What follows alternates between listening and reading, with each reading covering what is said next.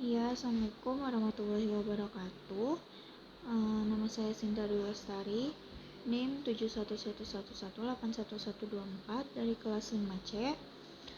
Di sini saya akan menjelaskan cara mengolah data menggunakan JISP dan di sini kita akan mencari reliability. Sebelumnya kita akan memasukkan dulu datanya. Datanya ini berbentuk Excel dan formatnya itu sudah diubah menjadi CSV. Lalu kita buka filenya, kita buka. Nah, seperti ini.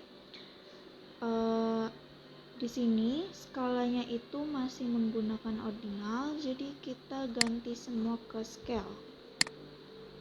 Di sini masih manual mengubahnya, jadi kita ubah semua dulu menjadi scale.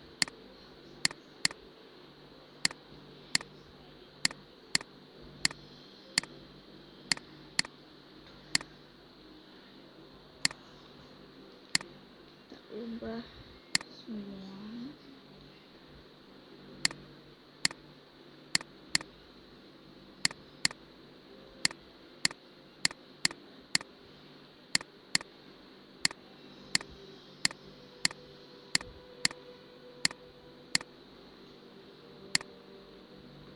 Nah, setelah diubah ini, jadi di data ini kita mempunyai 8 data achievement, terus juga 8 item power dan 8 item affiliation. Jadi kita akan membuka reliability di sini, terus kita buka yang single test reliability analysis. Setelah dibuka, di sini kita punya gambar kerja, di sini ada datanya, di sini ada tempat untuk mengolahnya, dan di sini outputnya. Sekarang kita akan memasukkan dulu semua datanya. Kita pindahkan. Kita tunggu hasilnya keluar.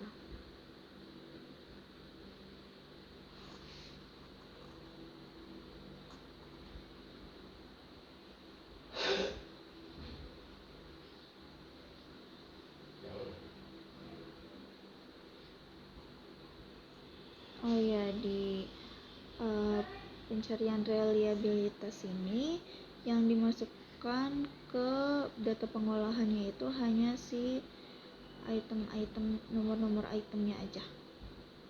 Nah, sudah seperti ini.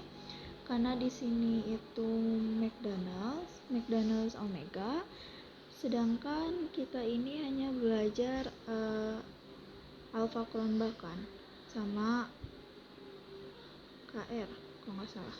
Nah, terus kita lihat dulu kita harus pakai yang mana, karena di sini datanya itu pilihannya lebih dari satu gitu kan. Jadi kita banyak itemnya ini mempunyai banyak pilihan, jadi kita pakainya ke Alpha Cronbach. Matikan dulu McDonald's-nya, masukkan Alpha Cronbach. Hasilnya seperti ini. Nah, kita dapatkan di sini Alpha Cronbach-nya itu 0,763.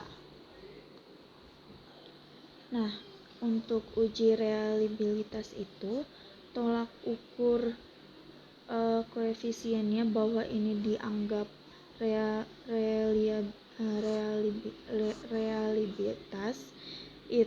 reliable itu tuh kalau si koefisiennya itu lebih atau sama dengan 0,7.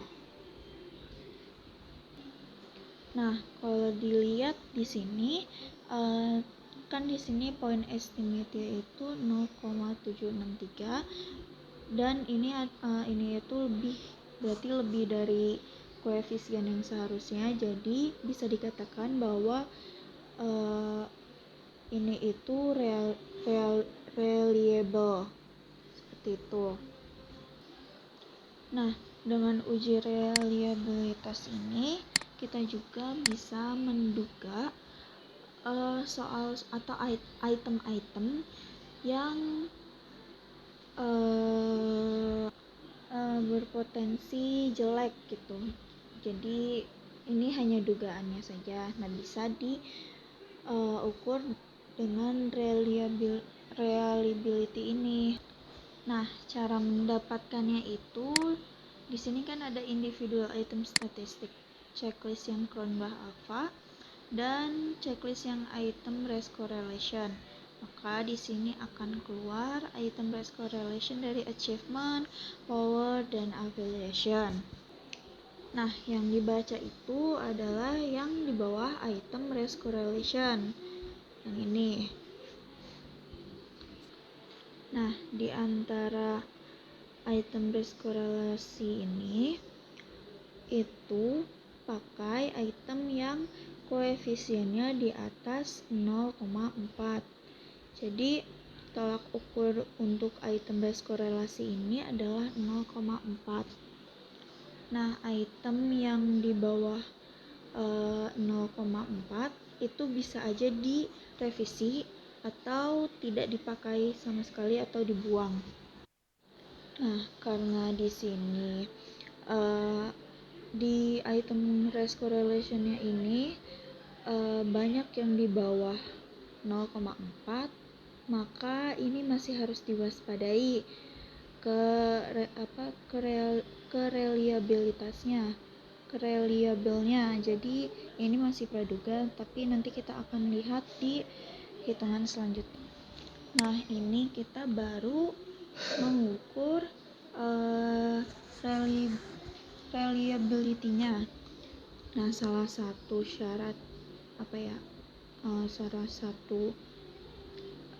uji alat ukur itu harus memenuhi validitasnya juga. Nah, sekarang kita akan melihat dari confirmatory factor analisisnya. Ini kita lihat di sini, klik ini, terus kita klik confirmatory factor analysis. Nah, maka nanti akan keluar seperti ini. Nah, di sini seperti biasa ada datanya dan ada tempat olah datanya. Nah, di sini tuh ada faktor kan. Karena di data ini kita ada 3 faktor, jadi kita bikin 3-3-nya. Di sini faktornya kita tuliskan ACH. Kita tambahin lagi faktor kedua itu POW atau power. Dan yang ketiga itu kita tulis AFF aja. AFF. Lalu kita masukkan datanya yang achievement di faktor yang pertama, terus power di faktor yang kedua, dan affiliation di faktor yang terakhir. Nah, setelah kita masukkan data tadi, outputnya akan menjadi seperti ini. Di sini ada model fit dan parameter estimate. Lalu di sini ada faktor variance-nya juga. Seperti ini. Nah, yang akan kita baca pertama itu adalah 2 ini, sedangkan yang bawah kita abaikan dulu saja. Nah, di model ini sebenarnya ada CFI, GFI, dan juga RMSEA. Nah, tapi karena di sini belum muncul, jadi caranya itu seperti ini. Nah, di sini kan ada additional output. Kita klik. Lalu di sini ada additional fit measures. Kita klik juga, dan R-square. Kita klik. Maka dia akan keluar output seperti ini. Ada 3 gini. Nah, di chi-square ini koefisiennya itu harus lebih dari 0,05. Sedangkan di sini value-nya itu kurang dari 0,01, sehingga si model fit ini si chi-square test ini dinyatakan tidak fit karena koefisiennya itu kurang dari 0,05. Tapi jangan khawatir, kita coba cek di CFI-nya. Di sini CFI-nya itu 0,620, sedangkan value koefisien patokannya itu adalah 0,90. Berarti ini tidak terpenuhi karena dia kurang dari 0,90. Nah, terus di sini RMSEA-nya itu harus kurang dari 0,05, sedangkan di sini RMSEA-nya itu lebih besar, berarti di sini 0,083, berarti ini juga tidak terpenuhi.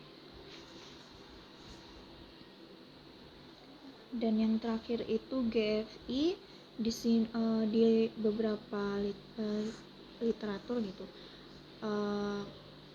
Si GFI ini harus 0,90 atau 0,95, sedangkan di sini GFI-nya kurang dari 0,90 atau 0,95, berarti ini pun tidak terpenuhi. Sebenarnya ini tidak terpenuhi model fitnya, tetapi kita coba untuk lanjutkan saja dulu. Kita lanjutkan ke bawah. Nah, di sini ada parameter estimate. Seharusnya yang kita baca itu adalah standar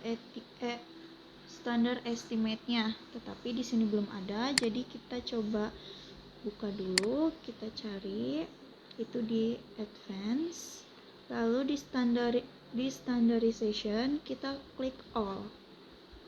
Maka kita tunggu dulu. Nah, maka di sini standar estimate-nya sudah keluar. Seperti itu. Nah, di parameter ini umum standarnya itu adalah 0,5. Maka di sini banyak data yang di bawah 0,5, tapi ada juga yang di atas 0,5 seperti ini. Nah, karena di sini ada yang di bawah 0,5, maka kita coba keluarkan itemnya yang di bawah 0,5. Di achievement itu yang di bawah 0,5 itu ada angka 1, 3, 7, lalu sudah 1, 2, 3 ya, kita keluarkan. Lalu di power itu ada item 1,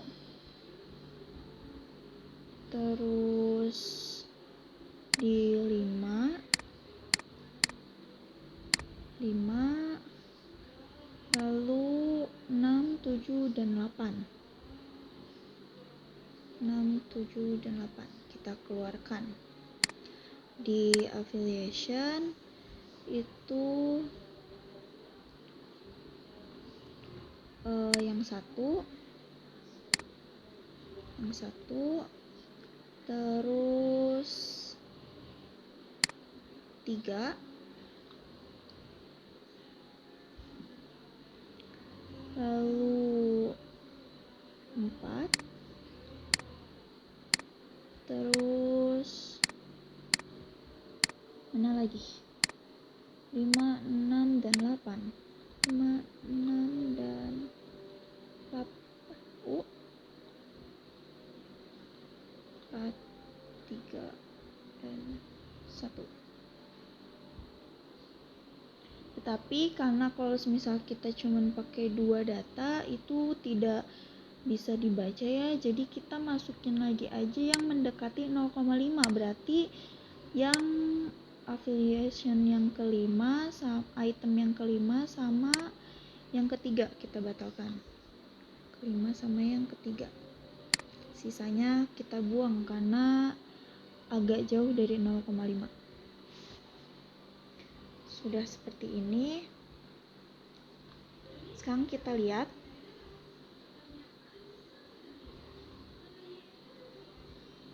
berubah. Sekarang kita lihat di GFI-nya. GFI-nya berubah jadi 0,918.